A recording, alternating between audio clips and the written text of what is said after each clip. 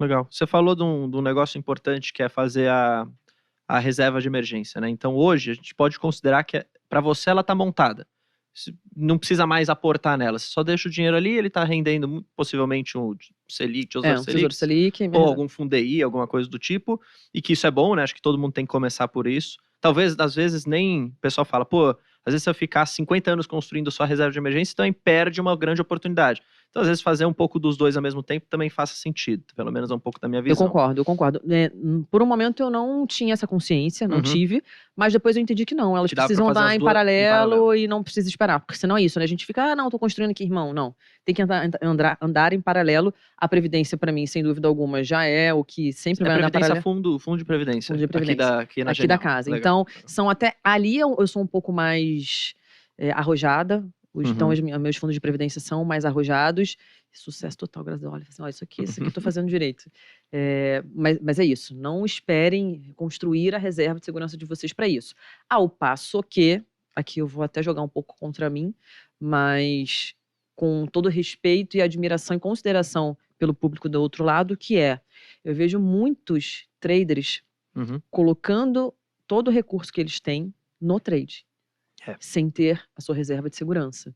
Então, a minha preocupação é porque diversas vezes eu já vi situações extremamente tristes mesmo, sabe? De pessoas ligando, e até no ciclo pessoal, chorando que a esposa saiu de casa, que ele teve que vender o carro, porque ele não se preparou para aquele momento. Então, acho que é importante a gente trazer isso para cá. Exposto ao risco da ruína, né? Exato, exato. Então, por favor, gente, isso, você consegue fazer coisas de forma paralela, mas ter a sua reserva é muito importante para que você possa ir para um risco maior, né? Porque não adianta você ir para o all-in se você não tem o seu arroz com feijão para dentro de casa, você não tem para onde correr. Então, acho que isso é importante também. É aquilo, eu costumo falar um pouco às vezes pro pessoal, né? Quem corre com a sorte, uma hora dá de cara com o azar. Então a sorte pode te ajudar no começo, e você pode achar que você é o cara mais brilhante do mundo. Como muita gente de fato achou, nos momentos ali de juros baixos, onde tudo subia. Bolsa, né? E eu Tudo também que você comprava subia. E eu também cometi esse erro nessa época. Mas, por um lado, bom que eu errei e aprendi, não vou mais fazer. E por um outro lado, bom também que não fui nesse negócio de all-in, né? Tudo que eu tenho em uma única coisa, na dica quente. Porque isso para dar errado é 2 segundos. Então é bom que você tenha tocado nesse ponto. Eu queria trazer um pouco para sua carteira. Você falou então que você tem a reserva, tem a previdência, tem alguns papéis de renda fixa e tem um pouquinho de renda variável em ações. Você consegue trazer uma visão geral para a gente, mais ou menos, como que isso é distribuído em porcentagem? Se é 50% de previdência, por exemplo, ou você não tem muito essa... Deixa eu ver se eu consigo olhar isso Vê se você consegue. Se não quiser também falar, eu não souber, não tem problema. Não tem problema nenhum. É só porque o pessoal gosta de verificar isso, porque às vezes, por exemplo, tem gente que não coloca reserva de emergência na conta, por exemplo. Aí fala, pô, reserva de emergência é algo à parte, na minha conta só vai entrar os ativos. Tem gente que coloca, que aí entra como se fosse meio renda fixa. Mas é interessante, pessoal, enquanto a Carol tá abrindo ali, só pra eu comentar, lembrando, não tem nenhum tipo de estratégia que é a verdade absoluta e que é a melhor dos mundos para todo mundo. Depende, como ela comentou também no começo, do perfil. Veja, você pode ter uma estratégia visando previdência, visando aposentadoria, que é 100% renda variável, como é a minha, e uma estratégia visando aposentadoria, como a sua, que tem fundo de previdência e tem a maioria de renda fixa. Perfeito. E quanto anos você tem hoje, Bruno? Eu tenho 24. Você tem 24. Imagina que eu comecei do zero com 30. Então você tem um tempo a seu favor. E eu acho que se eu tivesse mais tempo, sem dúvida alguma, eu seria muito mais arrojada. É verdade, é verdade. Isso também é interessante você falar. Mas você acha que tá tarde para você começar? Não, de forma alguma. Eu só preciso realmente não parar o que eu tô fazendo. Porque nossa, agora eu tô com a minha reserva ali, previdência, então, não preciso investir tanto. Não, aí eu acho que a gente vai ter um problema aí no futuro. Bom, eu consegui pegar aqui, Bruno, assim, vou falar de uma forma mais macro, mas 50% em renda fixa da minha carteira. Tá, já a gente fala sobre isso. 30% em previdência, tá, tesouro 10 e fundo 10 aproximadamente, assim, 10, não, mas assim, gente, eu tenho 2% só em ações. 2%? 2%. Vamos começar por isso. Esses 2% é em Magazine Luiza, são só esses papéis varejão. Tem um Hash 11 ali, talvez um Santander, talvez. Entendi. Mas assim, eu tenho, sei lá, devo ter 5 ativos na minha carteira hoje. Mas não é o foco da estratégia, só não, tá lá porque já investiu lá. Tá lá porque eu falei, gente, agora vai ficar Magazine, vai virar, vai ficar lá, porque eu vou morrer com ela. Legal. Eu casei aqui com o papel, mas é por isso, assim, vou ganhar R$10, gente, não deixa lá. Legal. Não, faz sentido. Agora, falando da renda fixa, que é onde você tem uma grande parte da concentração da sua carteira.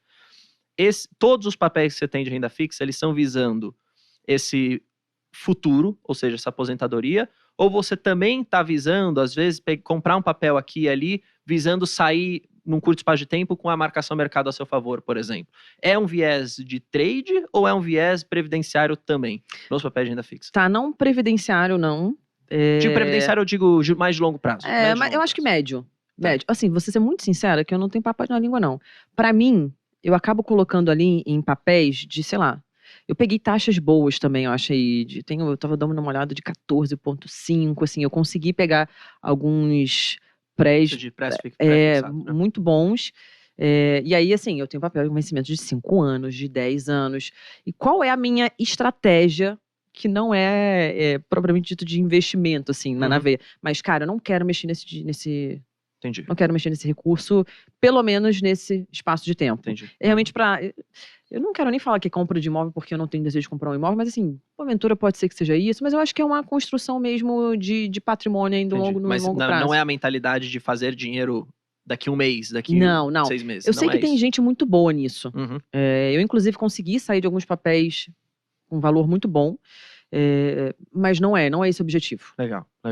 Aí a previdência é um negócio fixo que você todos os meses está aportando de forma consistente, correto? Correto. E aí a parte de reserva de emergência que agora já está montada e você não faz mais esse aporte. Só para o pessoal entender, é aquilo de reserva de emergência, aquilo básico, né? Liquidez imediata, 100% CDI ou rendendo Tesouro Selic. Eu sou muito arroz com feijão, cara. Legal, eu não invento moda, tá tudo em Selic. Legal. Tesouro Selic tá lá. Eu sei que existem investimentos até melhores, tá? E hoje eu tenho uma assessora de investimento quando eu quero fazer investimentos um pouco que eu preciso pensar um pouquinho mais, eu até aciono. Mas eu confesso pra você que cara, tenho aqui, aporto em Tesouro Selic, é o arroz com feijão. E é isso, né? A liquidez agora é de zero, né? Praticamente. Exato, você faz o resgate até às 14 horas, se eu não me engano, 13 horas, cai no mesmo dia na sua conta. Então não faz o menor sentido você ter dinheiro hoje parado na poupança, porque é reserva, né? De segurança. Pra mim, não faz mais sentido. Então, maravilha. Derivativos, coisas assim, nada? Nunca fez? Nunca fiz. A gente, até mesmo com a própria Genial Educação, ele olha bastante, assim, oportunidade, né, com produtos estruturados, próprias opções, mas eu confesso para você que, como é muito recente o meu processo de construção, eu ainda não gosto da palavra aventurei, porque ali a gente não tá brincando, né? Mas eu ainda não fui para esses lugares, porque eu entendo que demanda, sim, de um pouco mais de entendimento. Isso é verdade. E hoje eu não me desenvolvi a esse ponto. Falo, não, aqui... Porque, assim, as pessoas acham que ter um assessor de investimento é simplesmente jogar na mão dele e ele faz o que ele quiser com aquele dinheiro. Não é. Com assessor de investimento e com agente autônomo, esquece. Não faça isso. Porque depois dá um BO aí, você vê sua carteira lá embaixo, não adianta você terceirizar a responsabilidade. A responsabilidade é sempre nossa. Então, como eu não domino esse assunto, não adianta só falar com o meu assessor, coloca aí, eu vi que tem... Não. Como eu ainda não tenho uma compreensão muito profunda, eu prefiro não ir para esse lugar. Mas sei e acompanho, né, principalmente a gente que está ali dentro da mesa de operações, diversas oportunidades. Então, para quem gosta, para quem tem um pouquinho mais de apreço de tempo, fica aqui a minha sugestão realmente para olhar para isso, né? Não só de derivativas no sentido de, sei lá, opções, operações estruturadas, mas também a gente vê ali tantas oportunidades com aluguel de ações, né? Então, acho que tem bastante coisa para quem gosta, interessado pelo mercado para explorar. Não tenho dúvida nenhuma de que você tem alguns upsides ali operando nesse mercado. Eu gostei do que você acabou falando agora, porque a sua estratégia, ela é muito o que eu acredito ser a melhor estratégia. De novo, não tem a melhor, mas cada um acredita na sua. Que é uma estratégia onde você pega o seu investimento e visa acumular aquilo por um tempo maior de horizonte de tempo mesmo. Então, de novo, às vezes você ser trader, você precisa de um conhecimento muito mais avançado de tudo, na verdade, de cenário macroeconômico, de cenário local, cenário mundial, enfim, você precisa de um conhecimento às vezes muito mais detalhado que às vezes um investidor mais longo prazista talvez não precise ter. Não é porque ele não precisa ter, porque ele não vai usar, não é isso. Mas às vezes o trader precisa acompanhar na ponta da linha o que saiu hoje e o que vai acontecer daqui a 10 minutos. O investidor de mais longo prazo, que quer fazer uma carteira para uma aposentadoria, por exemplo, não precisa, às vezes, ficar na linha, né, no pé da linha. O cara que opera aquela notícia que vai sair, o payroll, 9h30 da manhã. Então ele demanda muito mais dedicação, sem dúvida alguma. Então, você então não é uma pessoa que fica no dia a dia, assim, acompanhando para fazer posições. Você não monta as posições com base nisso. Você acompanha, óbvio, porque você tá aqui dentro, e todo mundo que tá aqui dentro acaba acompanhando, mas não é acompanhar para fazer uma posição, não é isso, né? Nunca foi, né, aparentemente. Não, nunca foi. A minha bancada é a bancada da Resenha Trader, né, da sala ao vivo. Então, eles fazem isso. E eles respiram isso Exato. de 9 da manhã às 16 horas, aí 17 ainda tem o fechamento trader. Então, obviamente, a gente fica sempre por dentro do que está acontecendo, mas hoje, no momento atual da minha carteira, não faz sentido eu tomar decisões em cima disso. Legal. Obviamente, o que você olha hoje? Cara, para onde vai essa taxa Selic aí? Assim, por isso que eu falo, o arroz com feijão você funciona. olha mais o macrão, né? O macro. Pô, é isso, né? Poxa, tinha ativos ali. Tudo bem, eu tô falando às vezes de vencimento de 10 anos. Pô, será que faz sentido? Pode ser que não faça. Né? Mas hoje tá todo mundo ali desesperado atrás daqueles meus papéis de 14,5, mais não sei o que. Cara, você não encontra hoje isso no mercado, entendeu? Pagando super bem e sem se expor a risco nenhum.